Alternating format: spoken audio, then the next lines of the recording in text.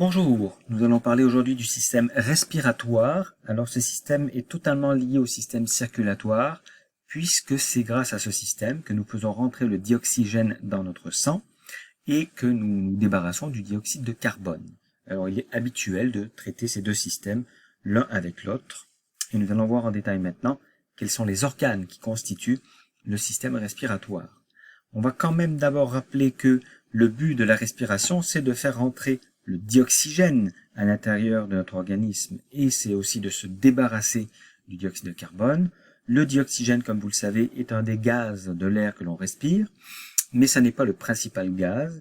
Donc, lorsque l'on inspire finalement, on fait rentrer dans nos poumons environ 80% de diazote et 20% de dioxygène. Évidemment que le diazote ne sert à rien. Notre respiration est orientée vers l'entrée du dioxygène qui va rentrer dans notre sang. Et ce n'est pas, d'ailleurs, ce n'est pas l'ensemble du dioxygène qui va rentrer dans notre sang. On ne fera pas, lorsque l'on va expirer, il y aura encore du dioxygène dans notre air expiré et il y aura essentiellement du diazote, bien sûr. Alors pourquoi on parle de ces deux gaz? Pourquoi on parle du dioxygène et du dioxyde de carbone? Eh bien parce que on va revenir au fonctionnement des cellules. Nos cellules dans notre corps fonctionnent et créent de l'énergie notamment grâce aux mitochondries. Les mitochondries sont capables de faire la respiration cellulaire. Et la respiration cellulaire, c'est quoi? C'est l'utilisation du glucose. Vous reconnaissez ici sa formule, C6H12O6. L'utilisation du glucose et pour en extraire de l'énergie. Donc nos mitochondries découpent le glucose et pour le découper, elles ont besoin de dioxygène. C'est une paire de ciseaux chimiques qui va couper le glucose pour en extraire l'énergie. Voilà pourquoi on inspire. On inspire pour que le dioxygène rentre dans notre sang et pour que le sang puisse envoyer du dioxygène dans toutes nos cellules.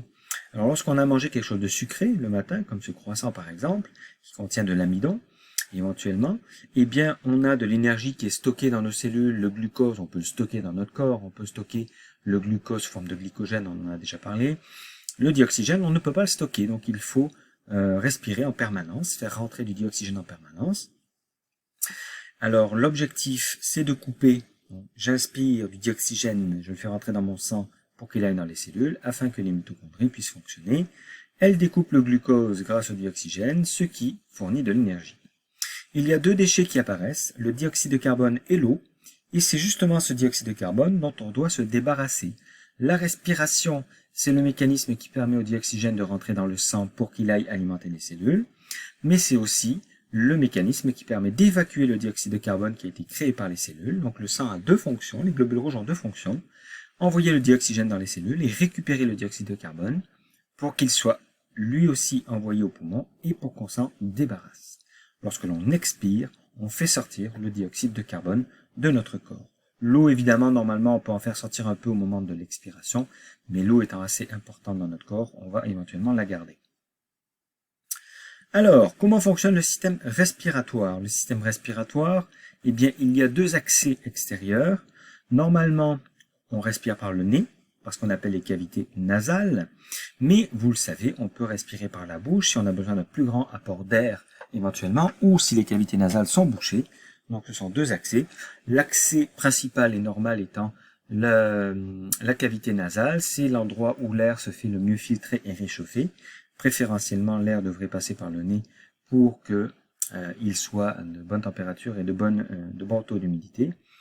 Et ensuite, l'air, qu'il soit respiré par la bouche ou par le nez, va se retrouver dans le pharynx, comme on en a déjà parlé, carrefour avec les voies digestives, mais l'air, lui, doit se rendre à l'avant, dans ce qu'on appelle la trachée, et il va traverser, à l'entrée de la trachée, une section qui s'appelle le larynx.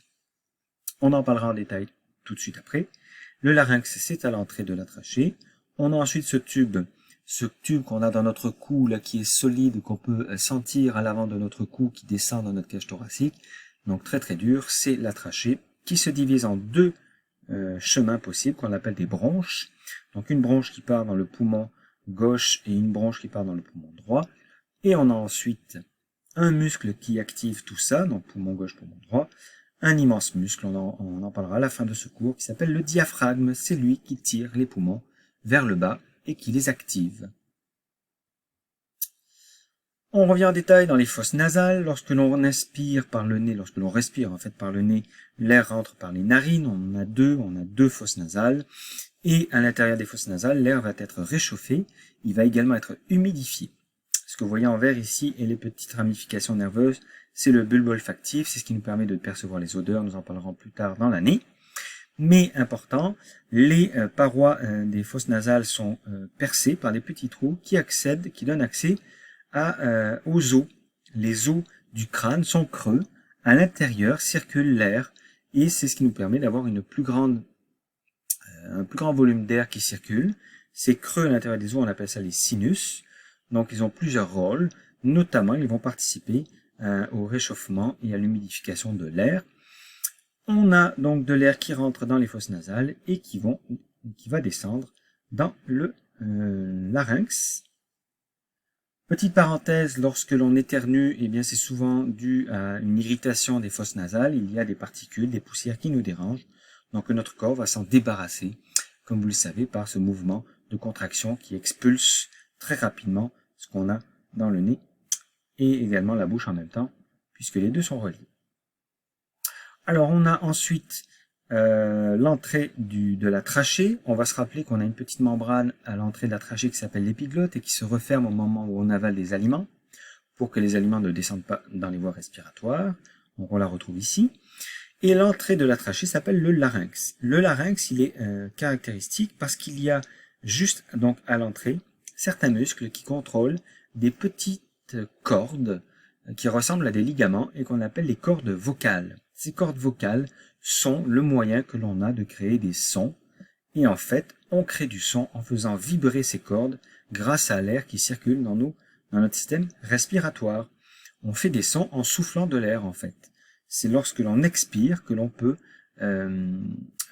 créer tous les sons avec notre voix. Alors là, vous allez avoir une photo qui va apparaître. Voilà à quoi ressemblent nos cordes vocales. Vous avez une caméra qui est rentrée dans le nez d'une personne et qui aboutit dans le larynx. On est dans le larynx ici et on voit la trachée et vous voyez de chaque côté les membranes. Donc ces deux membranes blanches, en fait, ce sont les cordes vocales que l'on est capable de moduler. On peut les resserrer, les écarter. On peut leur faire différents mouvements, si vous voulez.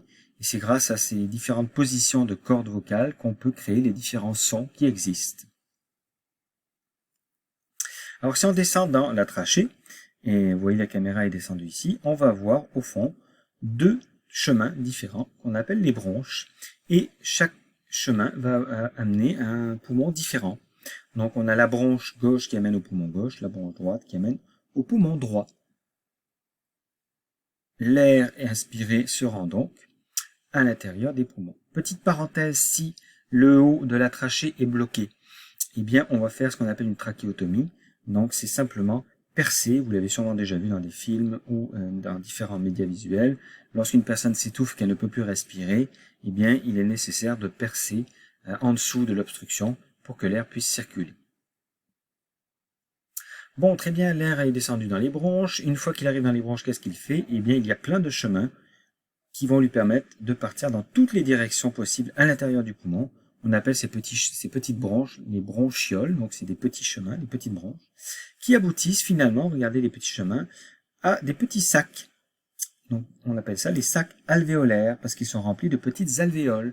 Et c'est là que se font les échanges gazeux, que le dioxygène rentre dans le sang, et que le dioxyde de carbone ressort. Voilà à quoi ça ressemble. Donc vous avez la petite bronchiole ici qui aboutit à ce sac avec des petites structures, vous voyez, on appelle ça des alvéoles, comme dans une ruche. Et chaque alvéole est entourée d'un système circulatoire, donc des petites artères et des petites veines. Pour quelle raison? Eh bien, on l'a déjà dit plusieurs fois. C'est là que le sang se débarrasse du dioxyde de carbone et c'est là qu'il va récupérer le dioxygène. Alors, il est normal et on comprend bien que les alvéoles sont recouvertes de plein de petits tubes de sang, finalement. Donc, les échanges se font là. Une fois que le dioxyde de carbone a été vidé, donc on s'en est débarrassé, et une fois que le dioxygène a été récupéré, donc ce sont les globules rouges du sang qui font ces échanges, eh bien le sang va pouvoir repartir pour amener le dioxygène partout dans le corps. Lorsqu'on tousse, qu'est-ce qu'on fait? On se débarrasse de petites particules qui irritent nos voies respiratoires, nos bronches, nos bronchioles. Donc c'est un moyen efficace de se débarrasser de ces petits corps qui nous dérangent. À noter qu'en permanence, on a des petits cils à la surface des bronches et des bronchioles qui font un mouvement coordonné et qui font remonter les liquides, les poussières, les particules qui peuvent s'accumuler dans nos voies respiratoires. Et c'est la raison pour laquelle, de temps en temps, on se racle la gorge. C'est parce qu'on a ces petits liquides qui remontent au fond de la gorge. Quand on fait ça, là, on récupère donc en fait toutes ces petites particules, ces petites gouttes qui ont été ramenées vers le haut. Donc c'est comme un système nettoyant permanent qui permet d'avoir un accès efficace à notre système respiratoire. On appelle ces petits cils les cils vibratiles parce qu'ils vibrent en permanence pour faire remonter tout ça. On va parler de la bronchite qui est l'inflammation des bronches. C'est une maladie où des bactéries peuvent s'installer notamment dans les bronches et les bronchioles et créer une irritation, une inflammation. Donc notre corps va accumuler des liquides pour essayer de détruire ces bactéries et il va y avoir l'inflammation va également épaissir les parois des bronches et des bronchioles. Et vous voyez qu'en s'épaississant et en ayant des petits liquides qui s'accumulent, eh bien l'air a de plus en plus de mal à circuler. Donc ça peut s'aggraver et finir en pneumonie. C'est une maladie relativement grave puisqu'on ne peut plus respirer. Vous comprenez bien que l'air n'arrive plus à rentrer dans les poumons. Il y a encore des personnes qui meurent de pneumonie à chaque année. C'est une maladie très grave. Les poumons, il y en a deux. En fait, ce sont des regroupements d'alvéoles pulmonaires. Donc, un poumon en tant que tel, c'est l'assemblage de plusieurs centaines de millions d'alvéoles. Donc, tous les milliers, les millions de chemins qui se séparent après les bronches et les bronchioles et qui chacun aboutissent à un petit sac alvéolaire. Vous voyez donc tous ces sacs alvéolaires recoupés, ça fait cette texture spongieuse, hein, c'est la texture de l'éponge, on comprend bien. Une éponge, en fait, c'est plein de petits creux réunis, ben, c'est la même chose pour ça. Et le poumon gauche est plus petit que le poumon droit, un petit peu, parce que le cœur est légèrement orienté vers la gauche, comme vous le savez.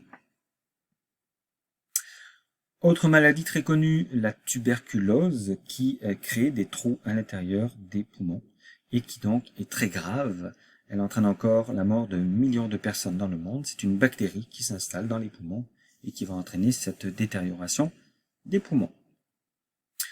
On va également rappeler que la cage thoracique, c'est l'ensemble des os qui protègent les poumons et le cœur, donc les organes du thorax. Et oui, ces organes sont tellement importants qu'il faut qu'il y ait une structure osseuse dure qui puisse les protéger pour ne pas les abîmer et les empêcher de fonctionner. On termine par cet immense muscle qui contrôle la respiration. Ce muscle qui, regardez, prend une grande place à l'intérieur de la cage thoracique et qui se contracte lorsque l'on inspire. À chaque fois qu'on inspire, le diaphragme tire les poumons, il est collé aux poumons. Donc le diaphragme tire les poumons vers le bas et c'est ce qui fait que l'air rentre dans les poumons.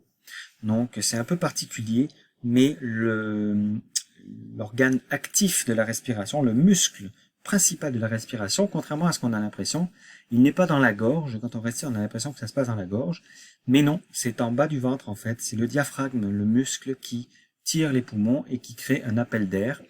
Donc on en parlera dans le prochain cours.